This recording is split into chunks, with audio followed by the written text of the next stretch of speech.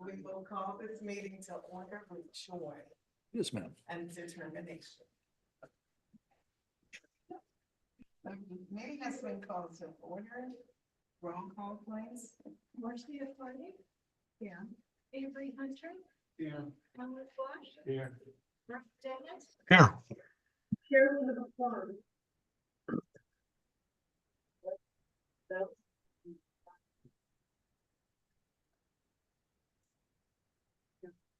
Minutes.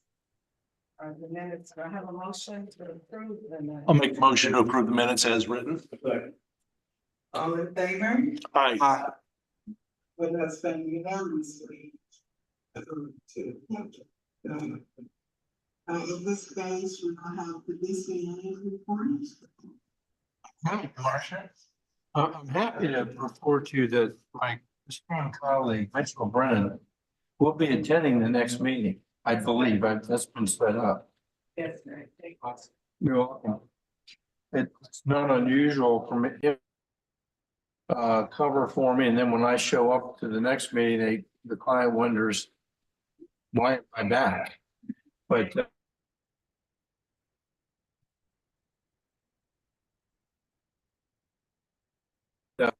Mitch was going to present to you, and I'm going to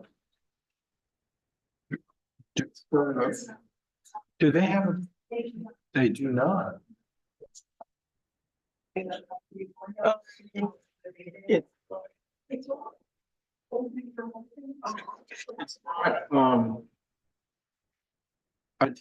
tell you what I'll do. There's no reason to hand, I can just pass it around, but I'll just give you the high points of it. You ready? Yes, sir. No. Like this. Do it more. The trustees left theirs. Some trustees toss these things in the trash. Where's the trash can?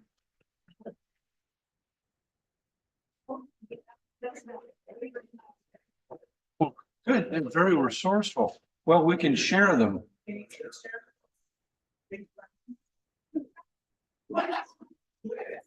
So the other board members left a few of these behind, right? Fantastic.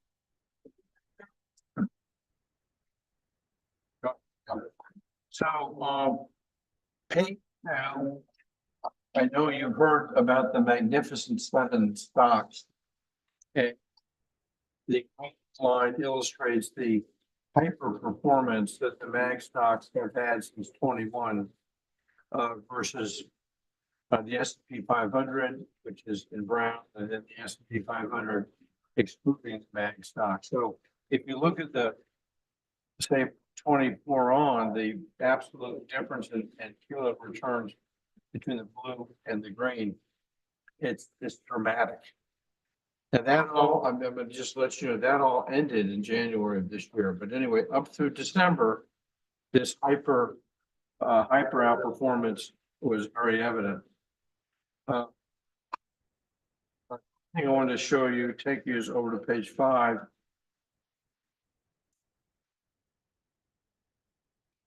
See the inflationary peak in June of 2022.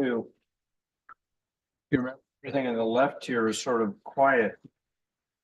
2018, 2019. What happened at the end of 2019?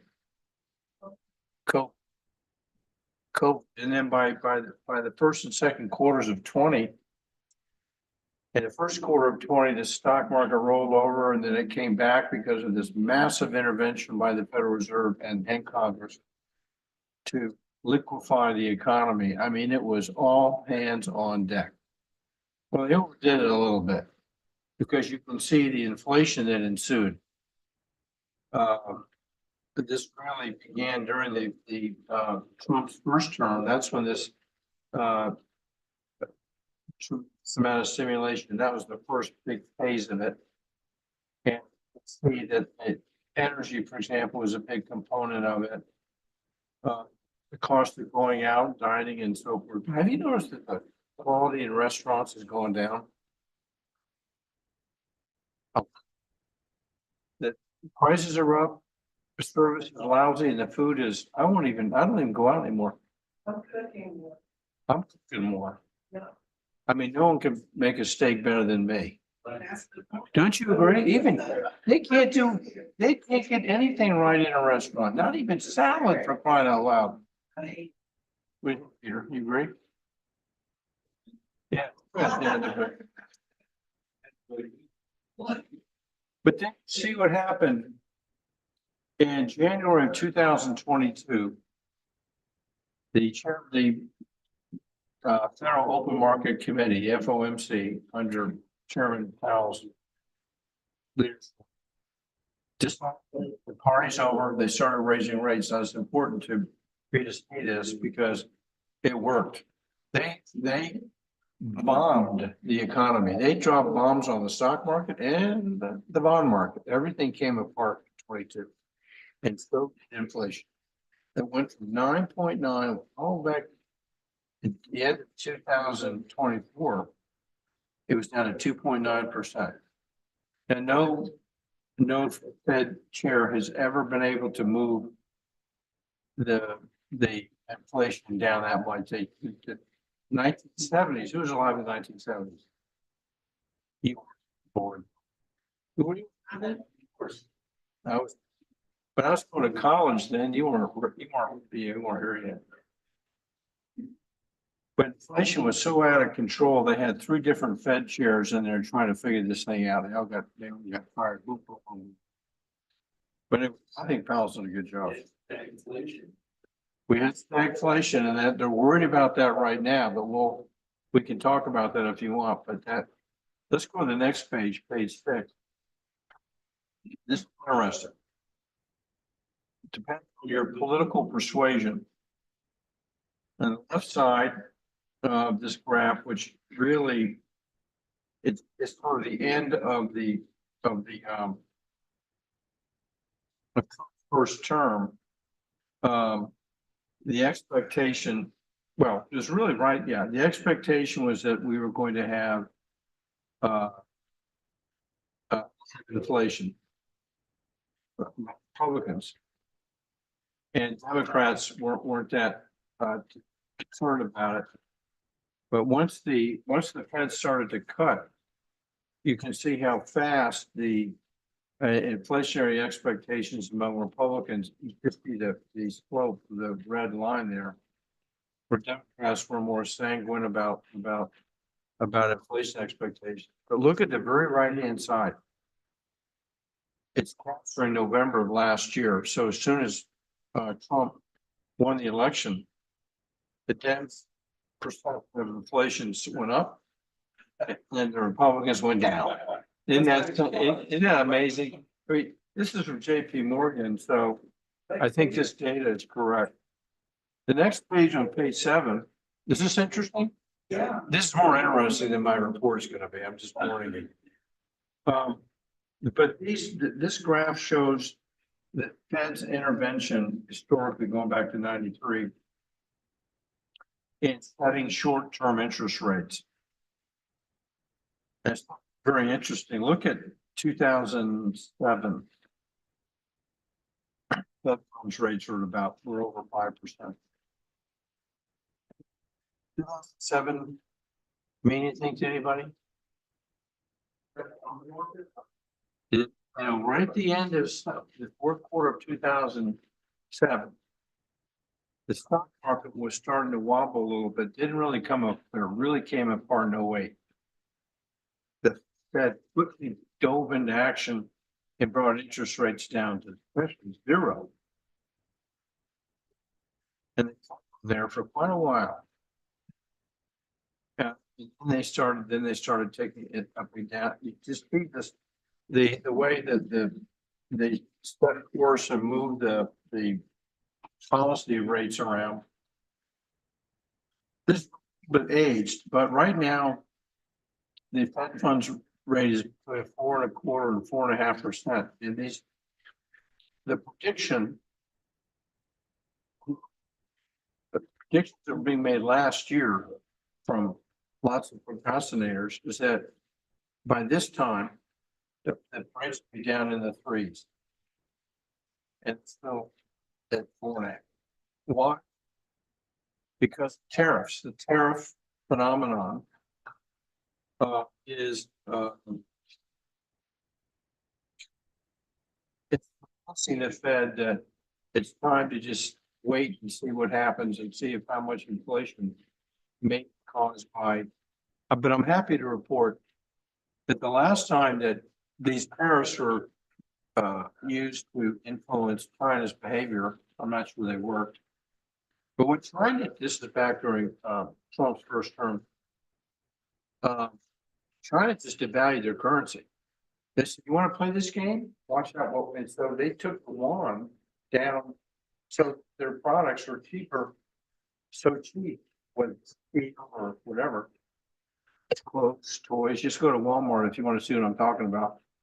So the prices really didn't go up much. Because they devalued their currency. They're the same thing again, they're devaluing their currency. Page 9. The takeaway here is about the office market. We've talked about real estate, and your private real estate product has experienced the end of the year 2 consecutive quarters of positive returns. This is following 2 years of negative markdowns. This all began in 22. Remember, the Fed dropped these bombs on the economy. And this quarter we just finished, which you'll see in the next report, it's the 3rd consecutive quarter where private real estate prices have started to tick up. Right? That. It's up as much of the actuary's time as I can.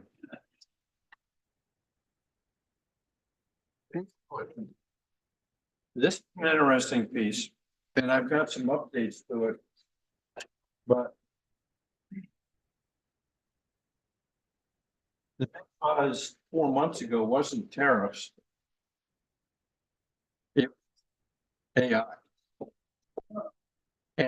What stems from that is this huge amount of electric demand that's going to happen here. Now we've got a 10-year, you're in the power business with the city, right? I'm in the gas business there, but yep. Lack of gas. It's mid. A lot of natural gas used to make electricity though. You can make electricity. Yes, you can. The 10-year stretch for electric demand in the US is probably constant because of the light, Mhm. installation, things like that. Now, the third paragraph shows that the DOE, Department of Energy,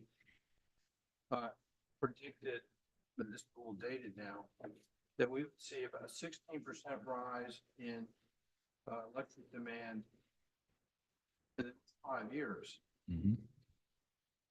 That's following a 10-year period where we saw no demand. Now, here's the update is 15 years, it's going to go up between 35 and 50%. Now, we don't have the infrastructure. Right. We don't have the grid. We don't have the wire. We don't have the pipe. Now, if you like turbine powered wind farms, the subsidies are being pulled. They're not going to build a bunch. This big wind farm up in New England is not going to be built now. They pulled the subsidies. The company in Europe that builds the systems will probably end up going out of business. They can't. The costs are out of control. The reliability is unbelievably poor, and so the return on investment now is so low. It's too risky. So they're pulling out of it. What's going to happen is solar can do just so much. I mean, you've got a lot of land here, but you don't have enough land. I mean, solar, we're talking milliamps per square foot. We're not talking a lot of energy. So natural gas is clearly here to provide this reliable, steady energy. But the problem is we don't have enough pipeline to Texas. Does Europe have as much natural gas as the US? They probably do in the North Sea, but they've stopped drilling for it. Okay. So they were big drillers back in the 70s and 80s, and Netherlands, North Sea sector, UK, Norway. Norway does not have their federal debt is zero. Our federal debt's like, what, 37 trillion? Yep. Why is Norway's? Because all the gas they sold Sure. and oil, they put all those royalties into a sovereign fund and paid all the country operated and built itself on oil revenue, and there's no federal debt. It's a good place to retire. Yeah. It's cool. Yeah. So anyway, this is interesting because natural gas is going to become the big supplier of stopgap Mm-hmm. measures. And it's pretty easy to build turbines. Mm-hmm. They're fast, easy to permit, and you're gonna be hearing more and more about this probably around here. Pipelines coming through Alaska. Mhm. And they're gonna, you're gonna wanna hit those pipelines with as much money as you can for those easement rights. They'll be here. Because Florida is a big consumer of gas. Mm-hmm. And the biggest exporter now of liquefied natural gas. LNG. Yep. Last year, 2024, the LNG exports essentially doubled. And they're gonna continue to probably double as fast as they can get these facilities built in Louisiana, in Texas. And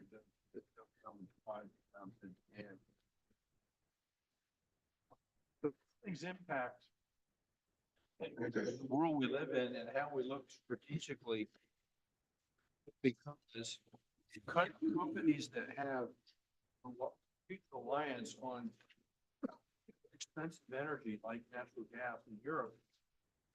For example, natural gas sells for about $28 BTUs, and here it's about $3. So there's a more than tenfold difference in the cost of natural gas in Europe versus here. We can produce things cheaper than they can in Europe. And this is good for this country. Because it means that these European companies are going to be moving their operations here. And they already have. They've started some years ago. Mhm. Okay, let's go to the summary on page 4. It's a very good quarter, but you lost $49,000. But what happened in the quarter was following the election in November, something happened 8 years before. People thought that the new administration was going to bring in a lot of money and a lot of tax breaks and a lot of corporate stimulation that would drive the economy faster. Inflation. Mm-hmm. So the bond market tanked in the fourth quarter. And did okay. But in spite of this, you still rank in the top 18th percentile, which so you outperformed 92% of your peer group, other pension plans. So you really had a pretty decent relative performance. Growth. We talked about the Mag 7 at the very beginning. This is sort of the last inning for the Mag 7 stocks because they've all come apart this year. But cap growth was of 8%. We have the Voya product and then the index to complement it at 7%. And bonds, those are the top 3 performers. And then for the year, I wish we could have these kind of annual yearly returns every year. Mm-hmm. It would make Patrick happy. I think somewhere. Yeah. But for the only 12 months program, or 2.6 billion for 12.7% net. It was primarily due to Speradex, large cap value, and small cap. So that's kind of where that underperformance came from. It's benchmarks. But look at the 1-year return for Voya large cap growth, 35.6%. Mm-hmm. You saw it on the graph. Yeah. So the 500 index, so we have the 3 top performers were growth, and large cap 4. 2, 3 are index funds. Yeah. very impressive about the 3-year return because it captures 2022, which has been a bit for everybody. Because it had 5-year number was 6 million earnings, 6% net. It uses a 6.7% assumption. Yeah. So it's not too far off of that far out for that sort of time. So money was raised in November for cash needs, to get rebalances back to target. Details. Five or some comments about the managers and products. What's notable here is that Alberta's large cap value outperformed the benchmark for the quarter, but did trail for three quarters previously, which brought longer term. We're keeping an eye on that. Here's doesn't always win the quarter, but longer term, the 1 and 5-year numbers are ahead of the bonds. Have been a real winner here for you. Yeah, they were brought in here originally to replace or to supplement or complement the core strategy, and so you see the last 5 years. That conviction paid out well. You averaged 8.9% versus 0.6. They worked out for it, and you still have them. Pacific is mentioned here briefly. Been somewhat choppy here ever since. Long-term numbers are fine, but in the invasion of Ukraine by Putin, this product has not been as strong as it used to be.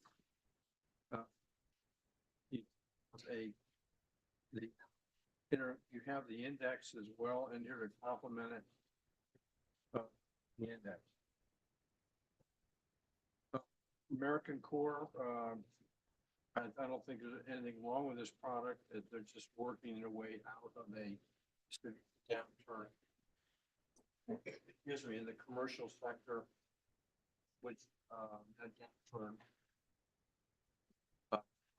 downward valuations that went on for about 2 years.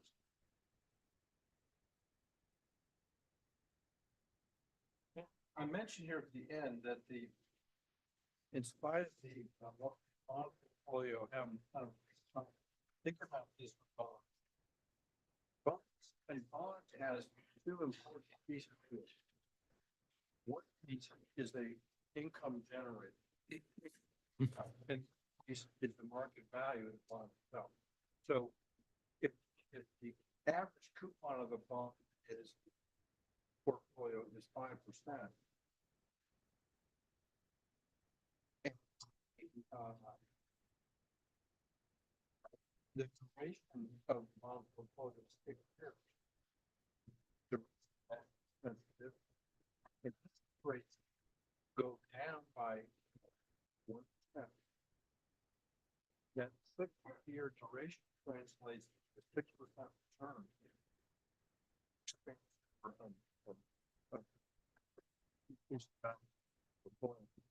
Plus 5% yield for 1%. So rates go up 1%, you'll lose 1.6% based off the duration of 6 years. Plus right. So if it just stays, nothing changes this year, bond yields just remain the same. We haven't had this kind of possibility bonds for about 4 months. You can see the bond charge less than 1% last quarter. That exactly what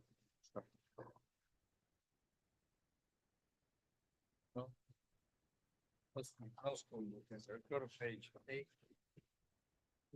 10 years ago.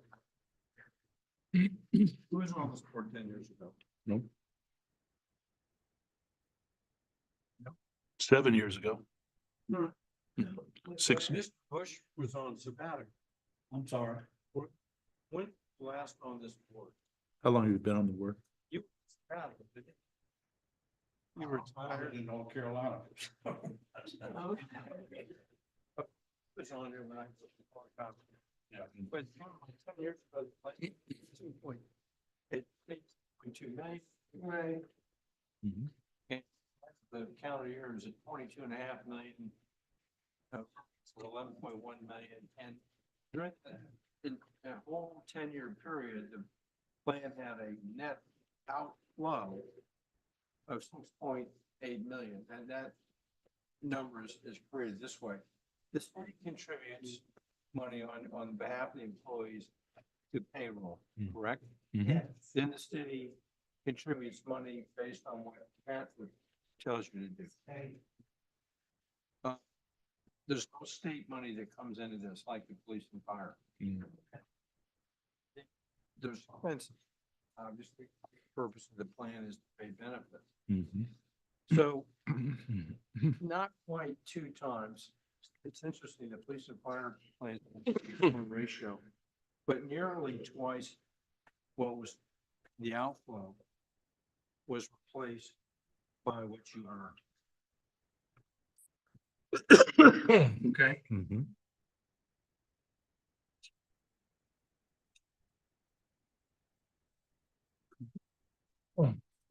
Bless you. Page 12, you can see the allocations that we track carefully. We have a model here designed to, what's the assignment return? Are we still at 7 even?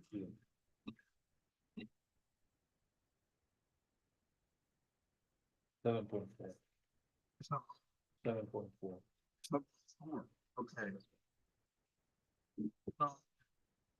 Anyway, these allocations fall back into a series of historical model simulations that we've done.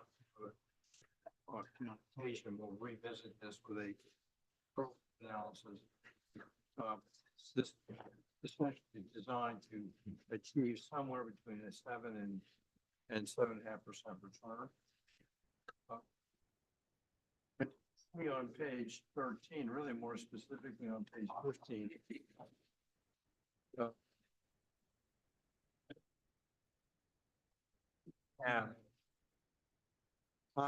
The domestic equity, 1, 2, 3, 4, 5, 6, or 6 pieces to it. The big piece at the top is 500 index. Now we did that because almost impossible to beat it with an active manager. And this was a way to reduce the fees greatly. Hoyt has been here a long time. Their rankings, their results have actually improved recently. Kind of a flat period in a little while. So we introduced the capital index, which is trying to complement what they're doing. So that's what would happen as soon as we introduce the index, they do better. So, but that's good. The index is very difficult to beat, and more recently they've been able to beat it. That was another cost concern. The Vertiv Ceradex group, which is the actually based in Orlando, you look at the 10-year number, it's pretty much in line with the benchmark. A couple of years, the results have faded a little bit. A couple reasons there. They've avoided some areas in the value space like energy stocks. They're not too fond of energy, so they missed that. So you can see here that there is an index, Russell 1000 value index, which they're being measured against, and they've been trailing it recently.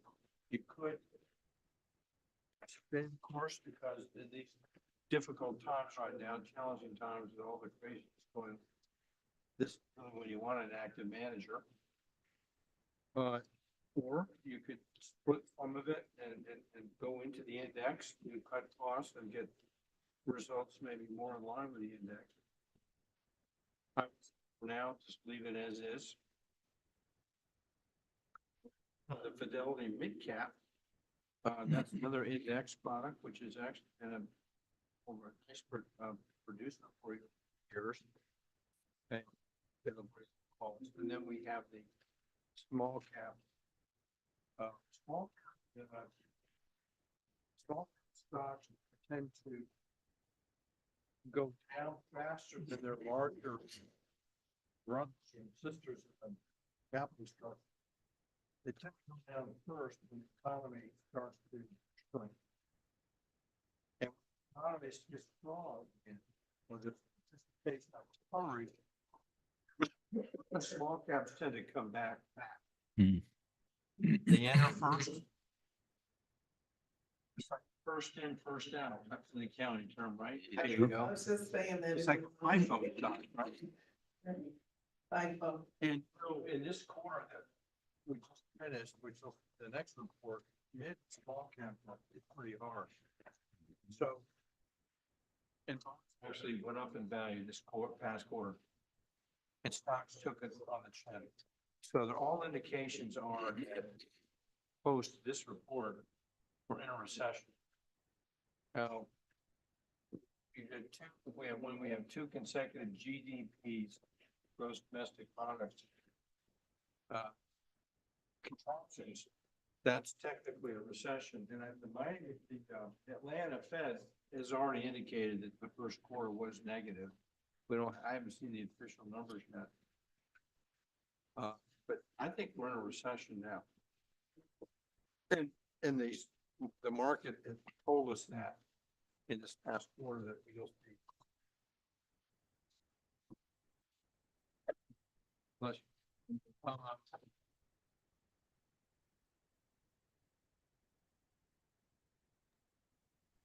Yeah, almost a question. yes, ma'am. So like where it says domestic equity and then identifies the various plans here. That index is what is being measured by, like see the Fidelity 500 index and things, so then it states standard and poor. Yeah, Index. yeah, I mean, yeah. This one.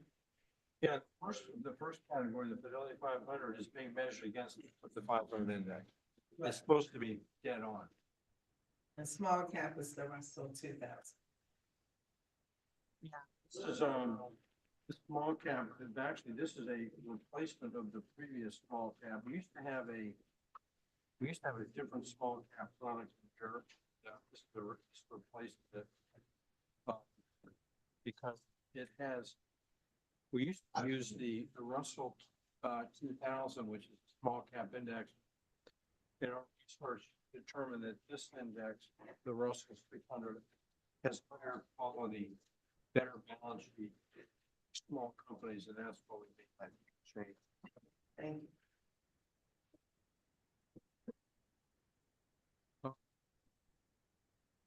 Just thing on the next page.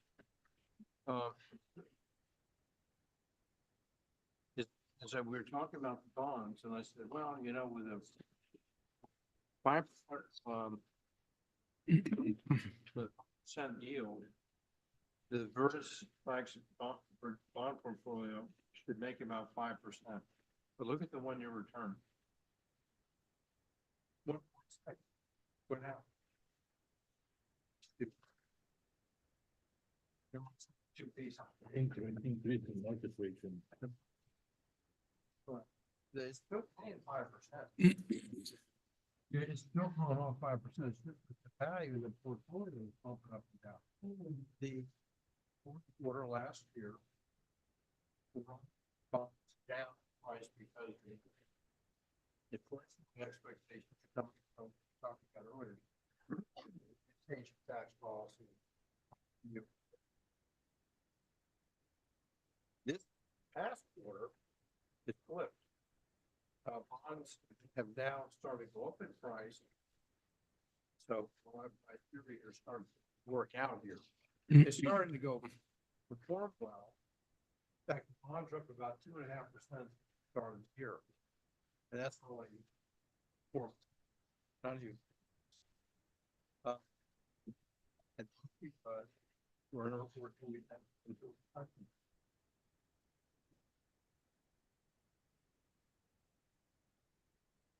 Make it a recession. Well, you know, we're in it before you know, that's why you. That's right. Until it's happening, but you're not gonna hear about it for a while. Because the data has to be collected. But the Atlanta, is that bank in Atlanta, which is typically, pretty aggressive with their business. What's happening. They've indicated that we're in a slowdown now. But it takes a while the sap's coming down the tree, but it takes a while for it to get on the ground. But it's happening. Now, look, the tariffs are propelling this thing faster. Oil prices are down. Have you noticed gasoline's down at the pump? A little bit. The oil's come down from like 85 down to like 60. Oil price. Gas prices are actually up. I don't know if you've seen it yet on your side, but net gas prices are up.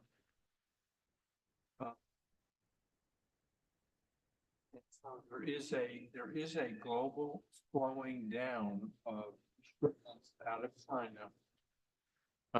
Slowdown, I think I saw just the other day, is around 15% already. And that's just after a couple of months. So you could see 25% decrease in shipments out of China. Just the next couple of quarters, which is significant. Prices. Anybody looking for a car? Yeah, No. I bought one for my granddaughter. Granddad. But It's the second one I bought one, and the price and the time in 2 months doubled. Yeah. that just takes money out of people's pockets. Restaurant business is down in Miami. I know some people in the restaurant industry, 30%. That's the sales in Miami are off 30%.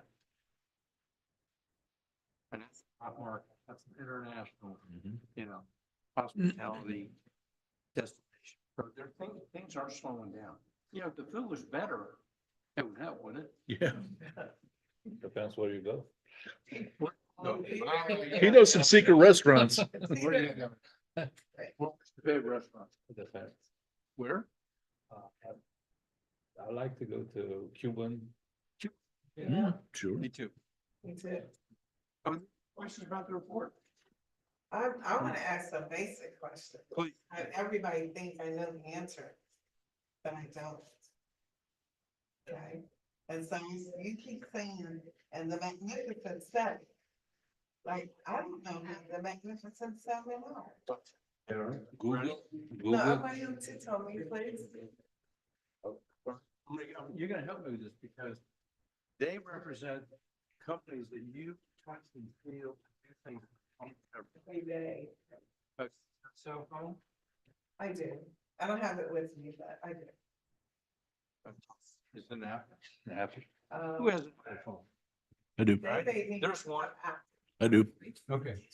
All right, so who uses, desktop computers every day at the office? Yeah, Microsoft? yes. There's another one. Who sits around at, Google. huh? Google. No, I knew you were gonna say that. Who goes on Google? Actually, who goes on YouTube? Me. I do. And you know, who owns YouTube? Google. Google. Okay. Who watches all those cool movies that are free on TV? Netflix. Netflix. There's another one. And then Meta is on there. Sure. Meta. I don't know. Facebook. Yeah, Facebook. There's many different Are they gonna? Leo, who said that? Yeah, right. What do they do? Semiconductors. Mhm. Huh? Oh, the chips. Processors, they're a dynamite company. I mean, they're 3 years ahead of everybody. Okay. So that's it pretty much. I think I got them That's all. 1, Tesla. 2, 3, 4, 5. Tesla. I was gonna Who say said something that? with Elon Musk. You guys are moving up in the class here. We got Tesla. Let's see, did you get, Alphabet? Yes. Thank you. So to think about it, what you do every day, where you spend money, where you're ordering merchandise, when you're watching television or working at the office, you're touching pretty much all of these top 7 companies. Now, something very odd happened 2 months ago that tripped the Mag 7 stocks. What was that? How many months ago? Hello? Change in administration? What happened after that? No, Tariffs? Tariffs? tariffs. Before tariffs. 5, 4, 3. Come on. Deep state. Oh, yeah. What was? Seek. Deep Six. Deep Seek. Chinese company, little tiny company, Mhm. claims to have come up with a competitive processing system that is a fraction of the cost of the video. Mhm. And, once that came out, it's a Chinese thing. It's pumped the whole market, just scared everyone. These data centers you've been hearing about. Remember we started off talking about electric demand? Mhm. The data centers are $100 million for this data center. And they're spending billions and billions of dollars on these. And now they're thinking, maybe we don't need to do all that because the Chinese are gonna have a very inexpensive solution to this thing. So all of that has created, bless you, some reservations, let's say a pause Mhm. in how we think about. And then the tariffs came. Didn't help because China is a big buyer of our stuff, and now China is being is having to pay. Well, they're being restricted on what they can buy. Anyway, thank you very much. Hope I didn't talk too much. Oh, we enjoyed it. Thank you. A motion to approve the report. May I have a motion to approve the report? I'll make a motion to approve the report. All right.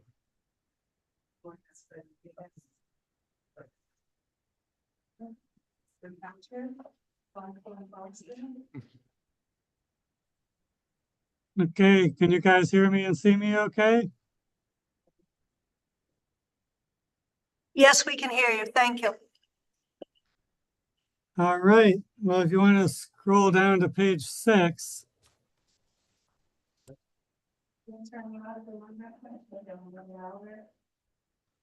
There's anyone. Patrick, can you turn your mic up a little louder for us? not really, but I'll try to talk louder. Is that better? It's a Is little that better, better? thank you. So if you look at page 6 of the report, I have good news. I like to share good news. Every year as of October 1st, hold on 1 second. Thank you. So every year as of October 1st, we look at the assets in the pension plan, and then we project out everybody's future retirement benefits. and we determine an appropriate funding requirement for the next year. And we always do it 1 year ahead so that the city can budget. So the right-hand column there is a snapshot valuation date, October 1, 2023. And that determined the requirements for the year that we're in right now. And the left-hand column is a snapshot as of October 1, 2024, that determines the requirements for next fiscal year. And that'll be what the city needs to budget for the budget year starting 10/1/2025. And so you can see the costs went down by 3% of payroll. And there was really one main reason for that. And you guys hired several new employees in fiscal 2024. And some of the costs in the valuation, like that payment required to amortize the unfunded, that mortgage payment, those are relatively fixed costs as a dollar amount. And then when you increase the payroll, well, now you spread that out over a larger payroll and it reduces the percentage. So that's the main reason why the costs went down from 30.7% of payroll this year to 27.6% of payroll for next year. It's kind of significant. And so if you want to go to page 30, I don't think we have a copy of that report, do we? We don't, Okay. Okay. we don't get it. well, we just completed it the other day. We can email you guys all a copy, but here it is on the screen.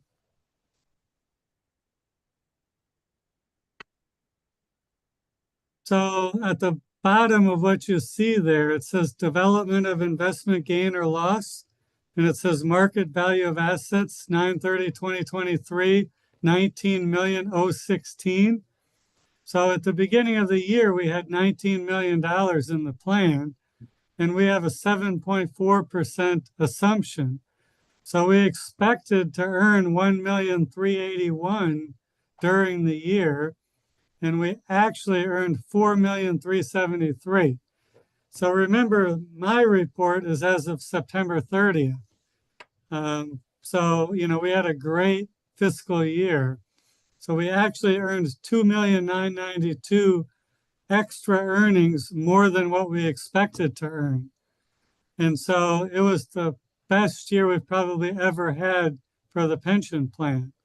Thank you.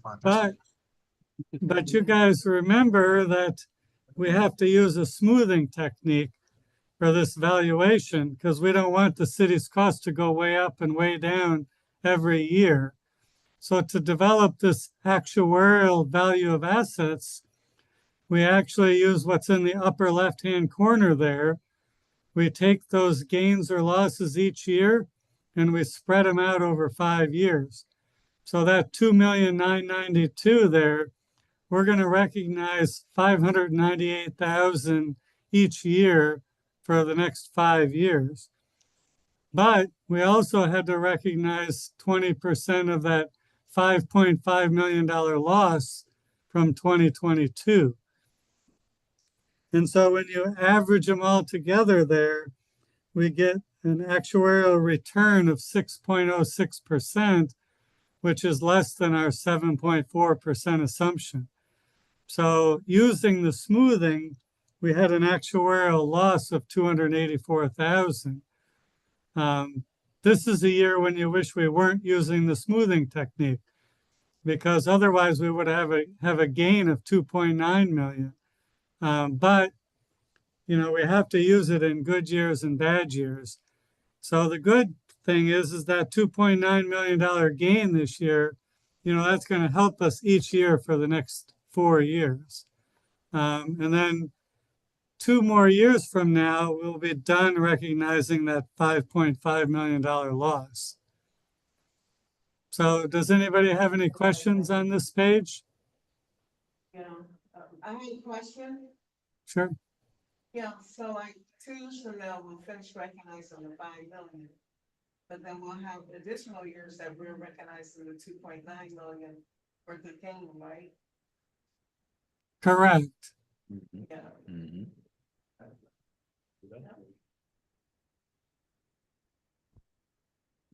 Okay. So then the turnover is also important, and that's on page 37.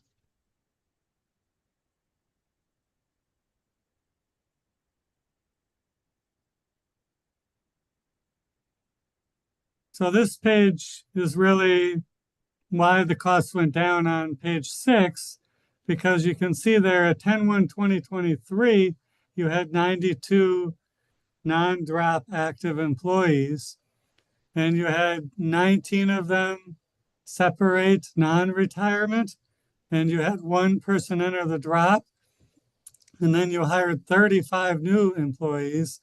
So you went from 92 to 107. And so, your payroll went up, which helps the percentage of payroll. And then the turnover there, the 19 people that terminated, we expected about 12 and a half. So you had more turnover than we expected.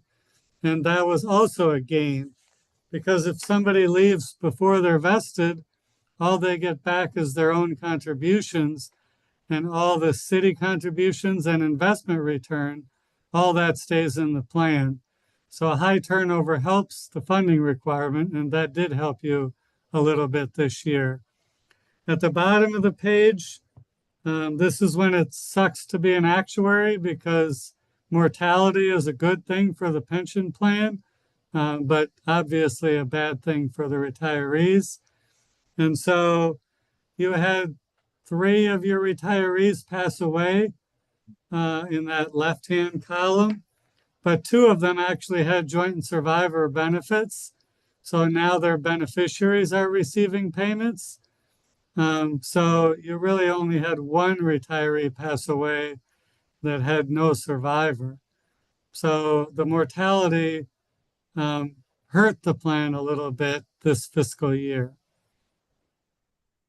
Does anybody have any questions about that page? No. So then I'll make you go back towards the beginning of the report, page 17.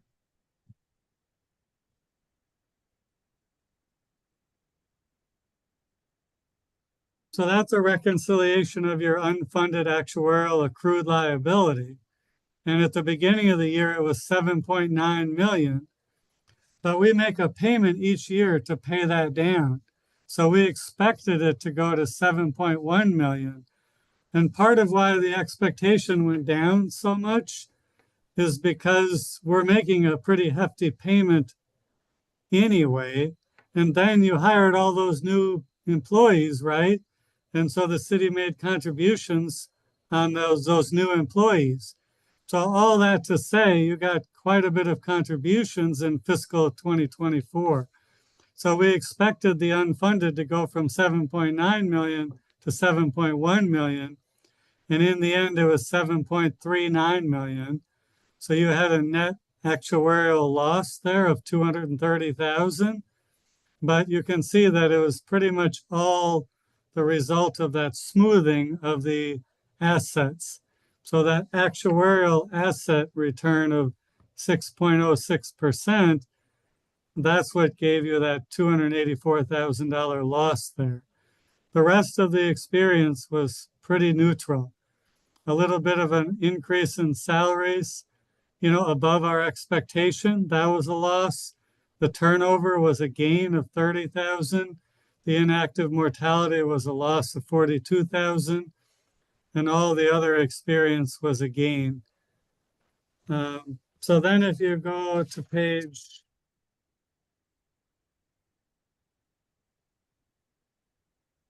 12,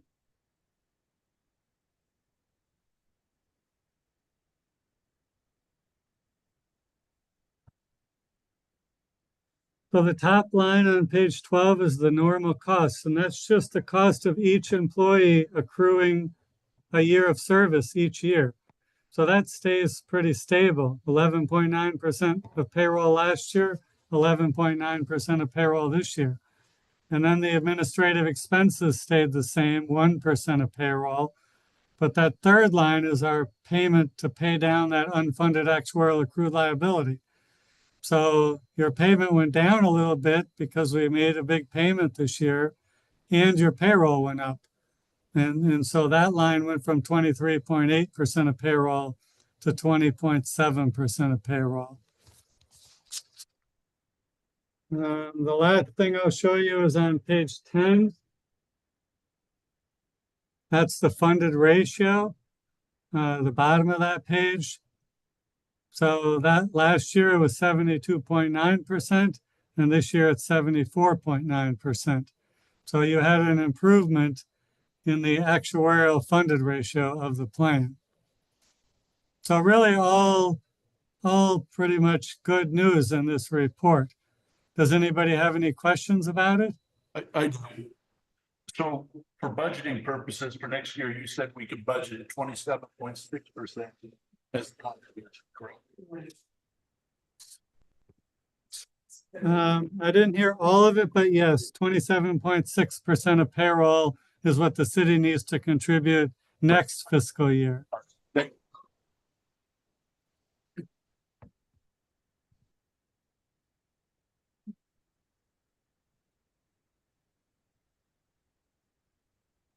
Accept the report as good. All in favor?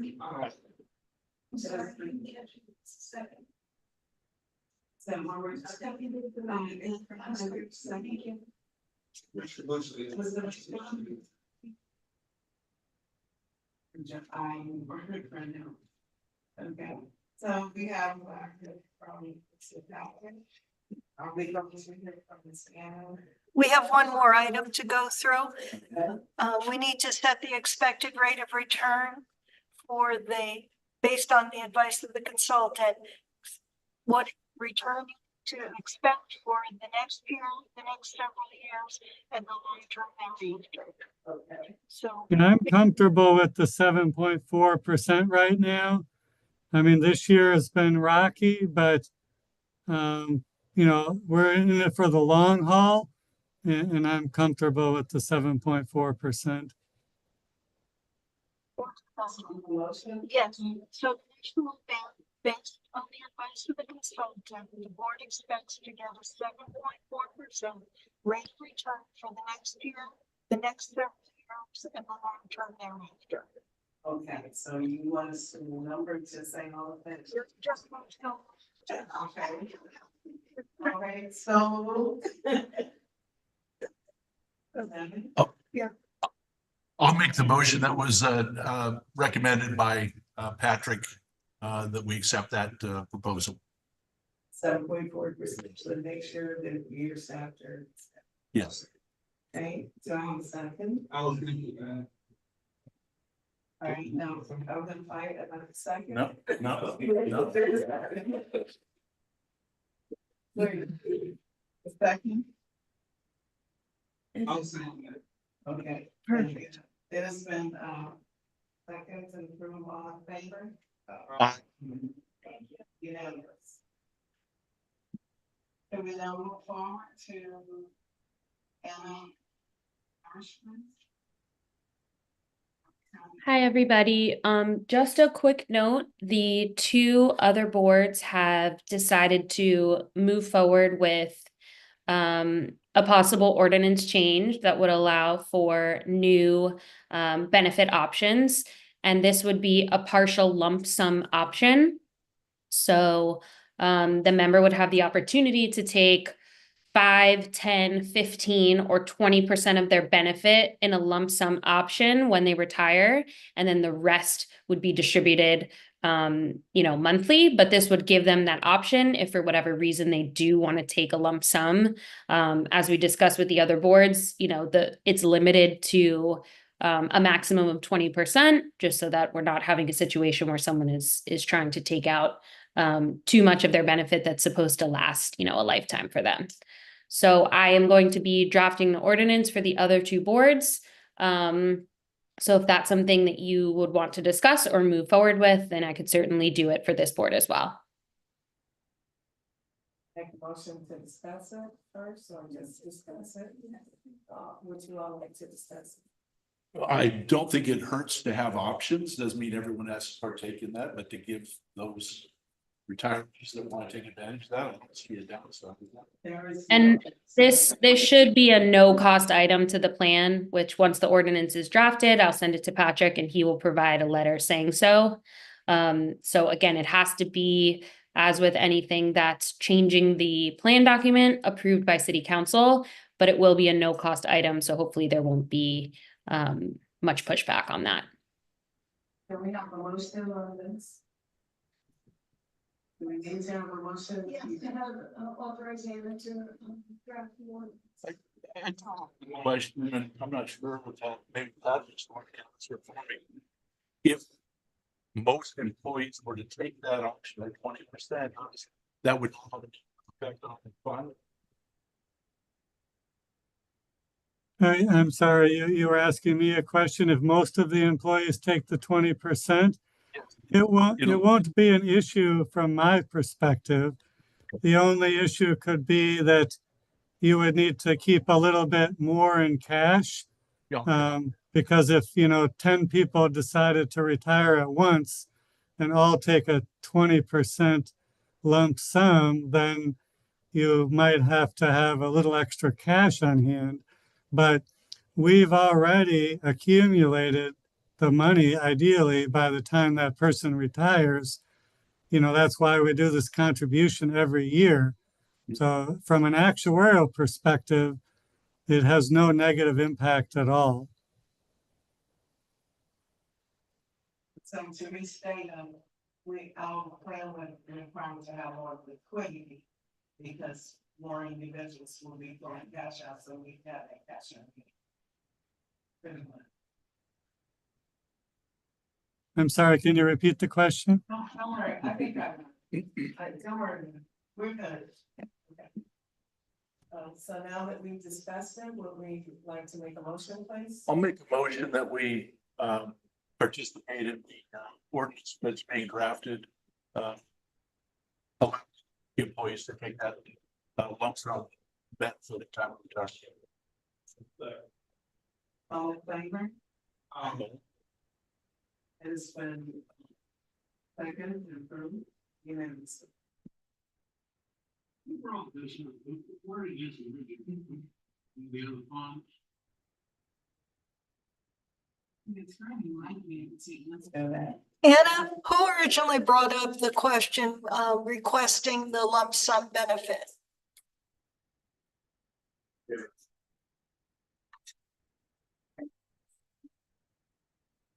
It's muted. You're muted, Anna.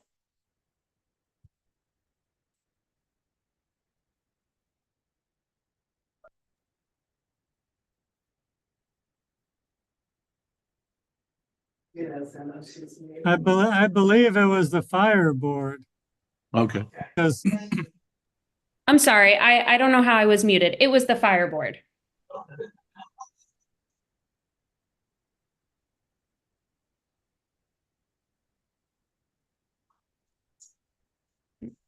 They can hear me. I want to remind everyone, the Form 1 with the state has to be submitted, can only be submitted electronically from now on. If you need any help in finding out how to submit it, you let me know and I'll offer some assistance for it. Also, in the next meeting, if you do one Form 1, because you're on the board position, if you do multiple, it looks like, no, you don't have to do multiple Form 1s, you just need to list all of the positions you'll have. If you're a family journal, you make a representative, then once you trust the other child, different board. And that's not due until June, right? July 1st is the July cutoff 1st, date, okay. so the end of June, Yeah. June, yes. In your meeting packet, I'll put a copy of the memo list of results of our zone 1 type 2 audit. It's very important twice. And maybe it's important. Let's start with this. We have a very audit, an outside firm, they look at the policy, the procedures, make sure we're following them. State policies and procedures. This is our taking care of this outside audit with no irregularities and have no. Don't like compliance. So that was not something like this is one thank you. Yeah, thank you. That's very important. Trustee travel policy of one of step two, not just in trustee. It's a website that just to the trust here and so forth. Attending this conference, then arrangement for to register and reimburse reservations we are made up send us the information. So it's perfect because I don't send that person.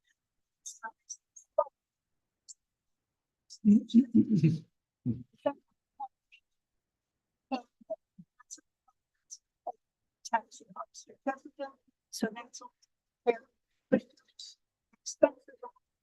I put expense for that if there's one. They charge us every year, you know, like the steps of different plans and the areas have different. Some how much you have to spend for it. So 40% of funds for travel and 36 for travel.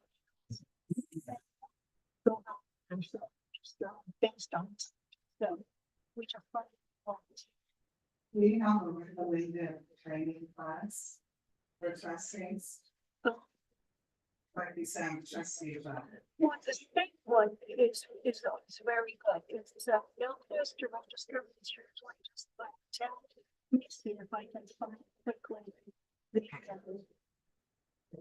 Run Daytona? Yeah. Daytona Beach? Last year they were doing Daytona. They should do it on Orlando. I'll send everybody a list of Thank you. there's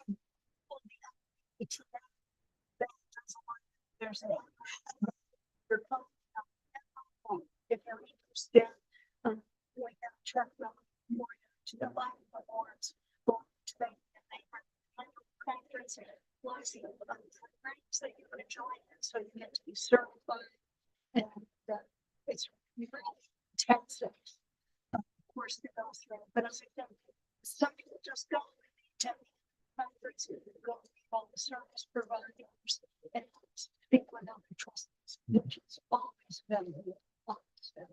So I think I'll rest of this the trouble.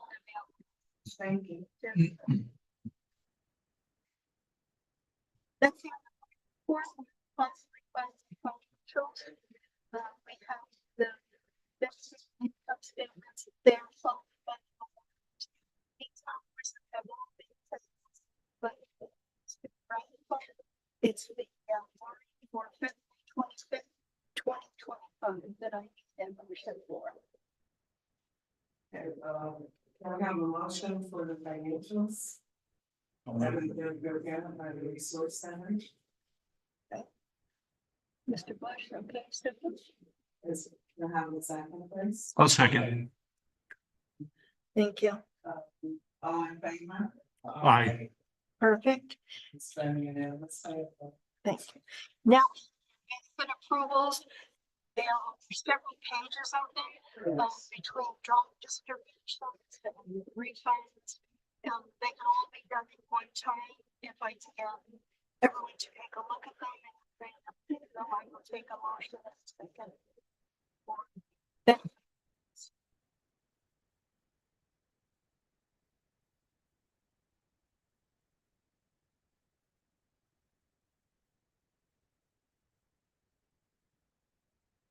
Each, form need to be approved in writing or as a group?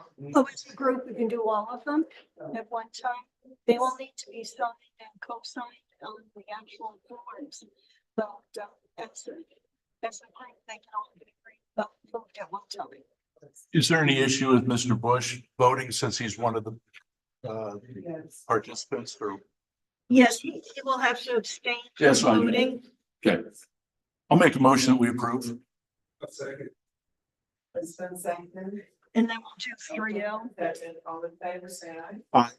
Mr. Bush, at the next meeting, I'll provide a form. You'll need to fill in the form of why from the vote that we have personal.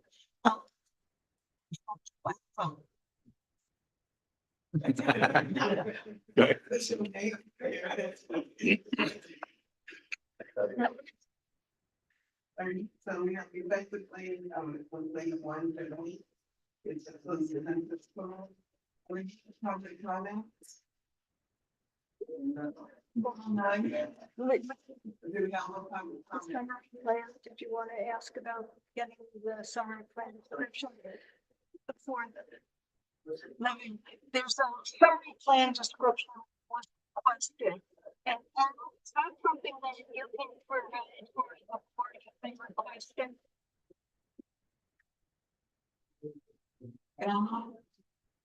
She's living. And I'm sorry.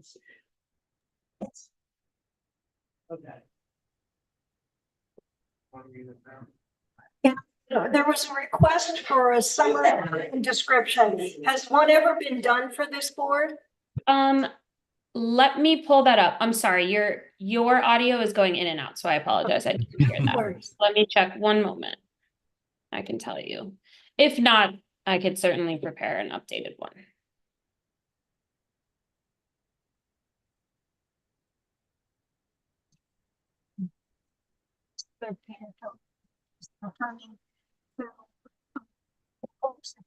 Plain description, which was the latest ordinance and the changes to the plan, which will be the members of the plan and the employees would receive a pen upon being paid, and that will help with some of this discussion of the pension. Someone should make a motion for that.